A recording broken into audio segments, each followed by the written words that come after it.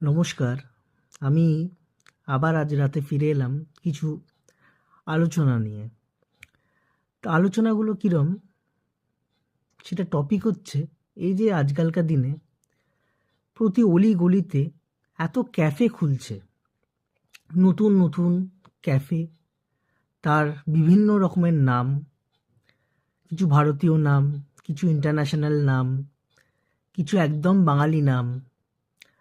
তো এই প্রত্যেকটা ক্যাফেতে আমি দেখেছি, মোটামুটি যেগুলোতে আমি গেছি, যখনই সময় পেয়েছি দেখেছি একটাই জিনিস, প্রত্যেকটা ক্যাফের কিন্তু খাবার দাবারের মেনুটা কিন্তু সেম। প্রত্যেকটার যে ইন্টেরিয়ারটা সেটাও অনেকটা সেম, স্টাফের ব্যবহারও সেম, দামটাও সেম।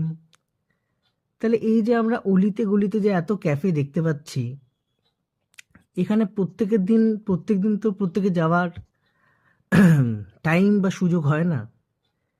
তাহলে এই ক্যাফেগুলো খোলার মানেটা কি? কেন কি কোনো নতুনত্ব কিন্তু অ্যাকচুয়ালি নেই।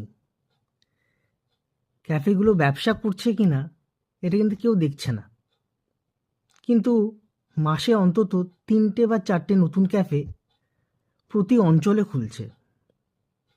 আর যদি কলকাতা শহরে দেখি তাহলে মিনিমাম ৩০ থেকে ৩৫টা কিন্তু খুলছে। কিন্তু প্রত্যেকটা ক্যাফের খাবার একদম সেম টাইপের। মেনুতে বড়জোর 2টো আইটেম নতুন থাকে, বাকি সব আইটেমগুলো সেম। কিন্তু দামগুলো কিন্তু একদমই মধ্যবিত্তর মধ্যে নয়। এবারে এই ক্যাফেগুলোর জন্য কি হচ্ছে, একটা শ্রেণী ওখানে খেতে যাচ্ছে, আরেকটা শ্রেণী ভাবছে যে খেতে যাব কি যাব না। আর সেই শ্রেণীটা যারা ভাবছে যে খেতে যাব কি যাব না, তাদের পরিসংখ্যান কিন্তু অনেকটা বেশি। এবারে তারা নয় স্ট্রিট সাইড ফুড খেতে পাচ্ছে, না সেই ক্যাফেতে খেতে যাচ্ছে। আলটিমেটলি কোথাও তাদের যাওয়ার কনফিডেন্সটা আর হয়ে উঠছে না। স্ট্রিট সাইডে যখন খেতে যাচ্ছে তখন ভাবছে সমাজ কী ভাববে, আর যখন ক্যাফেতে যাচ্ছে তখন তাদের পকেটটা কিন্তু অ্যাফোর্ড করতে পারছে না।